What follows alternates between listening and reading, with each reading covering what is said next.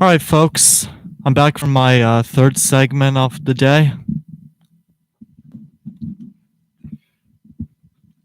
Forgive me if I'm a little bit confused right now. I just lost my train of thought, but we're gonna get back. We're gonna get back in there.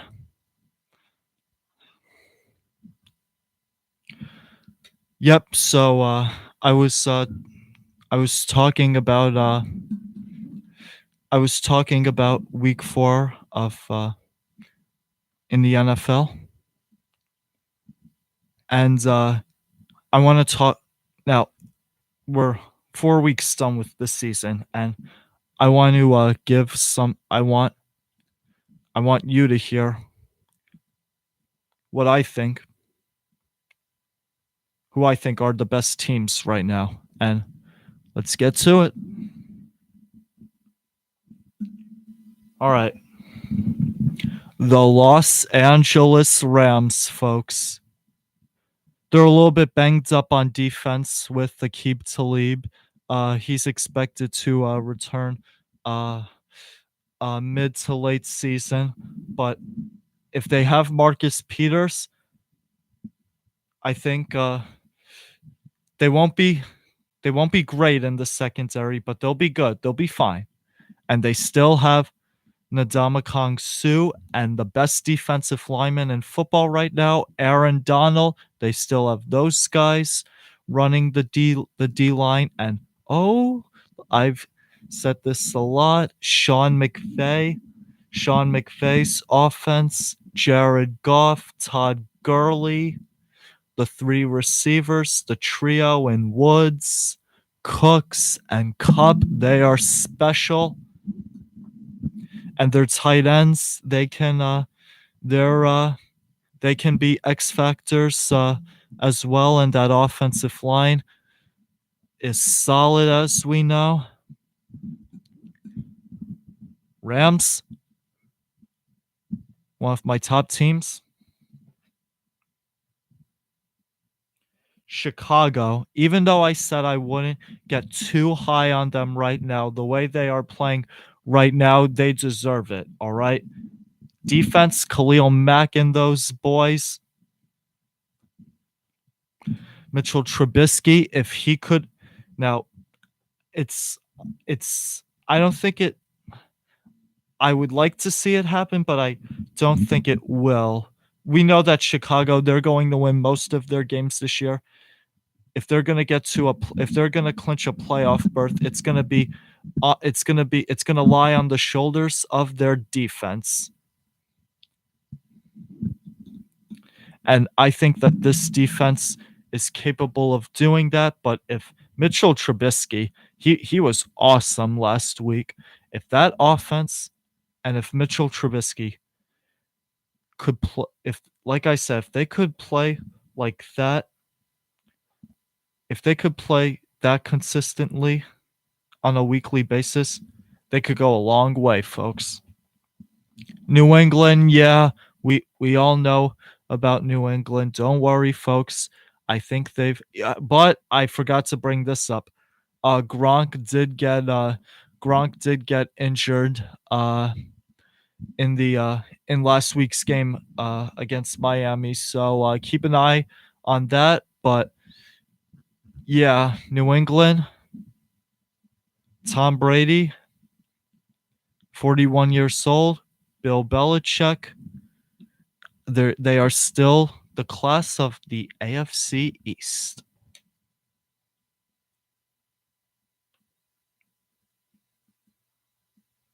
Even though Tennessee might deserve a spot on this list, I wouldn't get too high on them just yet. Even though they're 3-1 and they did beat the defending Super Bowl champion Eagles in overtime, there were a lot of things that went wrong with the Eagles. But Tennessee, I mean, the way that they played against Philadelphia last week, it was aggressive, though. I mean, but Philadelphia, they didn't have one of their better games at Tennessee. So Tennessee, I mean, they're Jacksonville. I still think Jacksonville is the top of the AFC South, which leads me to so I'm not ready to put Tennessee. I don't want to put Tennessee on this list. I have to wait and see. But Jacksonville, yes, taking care of business against the Jets at home. But Leonard Fournette, I think he's going to be out, and I think he's going to be out indefinitely. So keep an eye on Leonard Fournette's injury. That means the offense is gonna have to Blake Bortles, huh? Yeah, Blake Bortles is going to have to be the leader of that offense now. Now that Fournette might be gone for a while. But Jacksonville, we know that defense, rough riders, folks. All right, rough riders. Ramsey and Boye at the corners, as we know. I mean, Calais Campbell, Malik Jackson, all those outstanding defensive linemen for Jacksonville. The linebacking core is solid, and they have good safeties in the back end. So Jacksonville, one of my top teams. My top teams, just as I said, were the Rams, the Bears, the Patriots, and the Jaguars.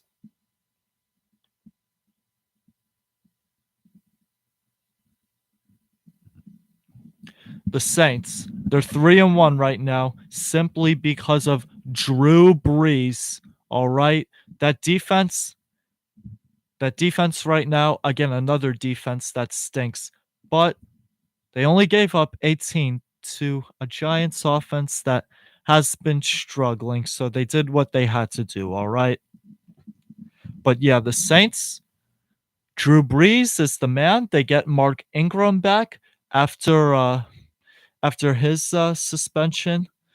Oh, that reminds me. The Patriots get Julian Edelman back too from his suspension. So, yep, some key pieces to two playoff contenders, as we know. So, Saints, they're one of my top teams after this week.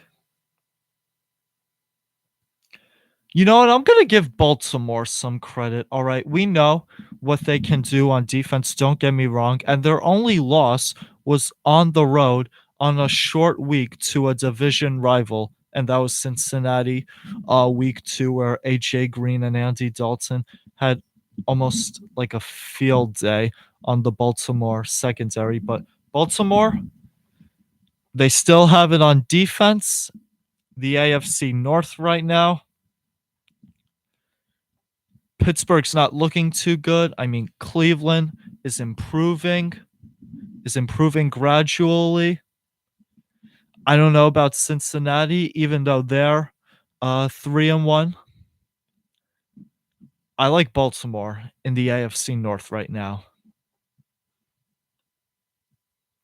And yes, Kansas City, even though they didn't put up, even though they did not put up the offensive numbers that a lot of people, well, it was a division game at Denver, don't get me wrong, but a lot of people, including myself, thought that they were going to light it up again on offense.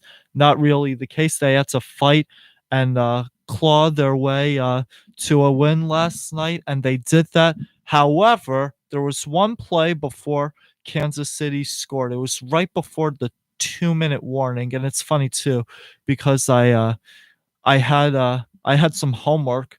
I had a big like paper assignment to complete, and I took a break from it. And I could remember just last night going out for that final drive. It was like at the right time because Patrick Mahomes, I like him.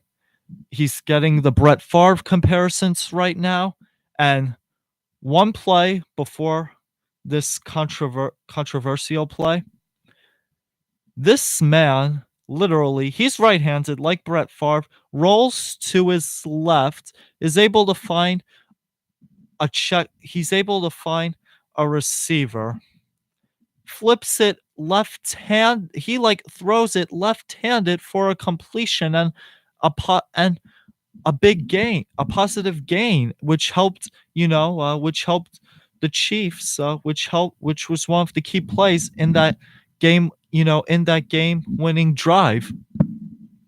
I mean, Patrick Mahomes, man, the man, he's getting pressured, has to roll out to his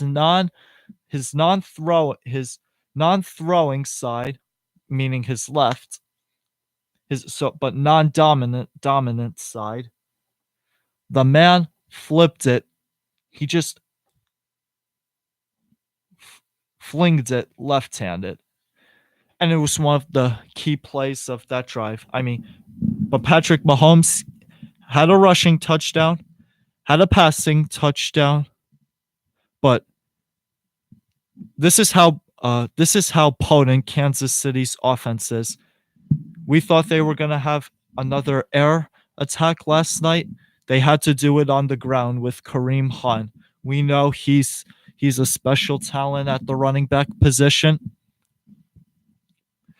Had the game-winning touchdown too when the Chiefs got in the red zone. But this was the controversial play I wanted to talk about, and why I think the Chiefs got a little bit lucky. But they did capitalize. They did capitalize off of it though. After it's 3rd and long, Patrick Mahomes and the Chiefs offense, they don't get the play. They don't get the playoff. This is right before the 2-minute warning. They don't get the playoff. The play clock clearly hits 0. The referee misses it. Kansas City, they snap it like after 30 seconds. The play clock had gone off, and they convert it on 3rd and long for, to keep the drive alive. So, and they give them credit for, making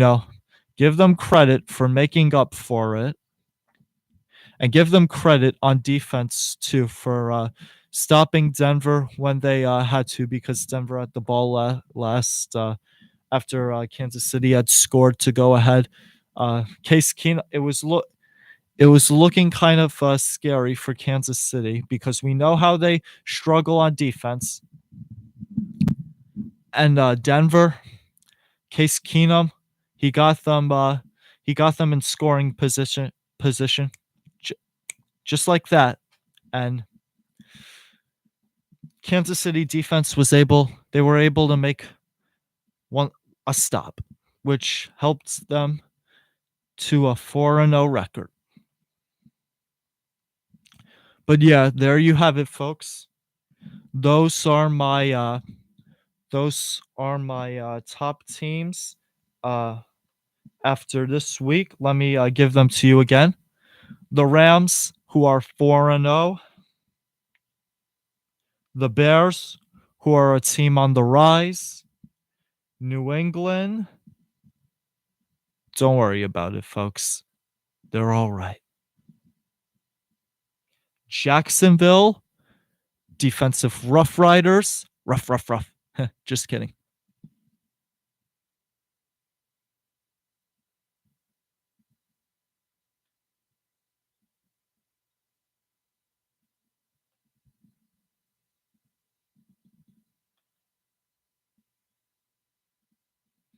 New Orleans with Drew Brees at the helm and that offense clicking.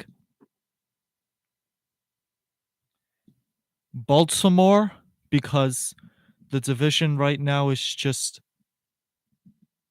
it's hard to watch, especially with Pittsburgh. And the Kansas City Chiefs, as they keep on rolling with Mahomes.